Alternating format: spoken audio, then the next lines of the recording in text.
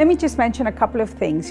There are hundreds and hundreds of studies out there on health communications, or that assess some formats that are used in health communication, and we are sorry that we couldn't use a lot of them. So I just want to say a little bit about the inclusion criteria for these health communications. For example, we had some publications where we knew that there was a health communication, but there were lots of other things going on simultaneously, and we couldn't determine whether adherence to the health recommendations were only a function of the health communication or something else. So, for example, you could have a field study where, say for skin cancer, and you want to encourage solar protection amongst adolescents, and the researchers might have had a message encouraging kids to protect themselves from the sun by using posters all around the middle school.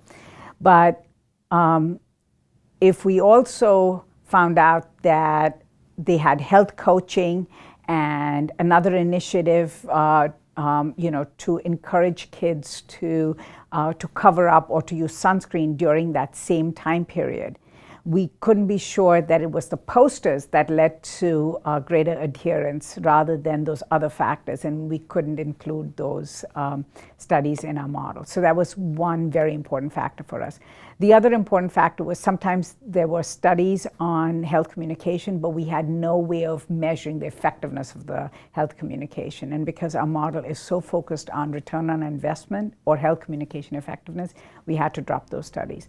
But what I'm hoping is that once we have this model up on the web, that we have more researchers and practitioners who will use the guidelines in the model to add to the database, and we can then develop a better, more improved model.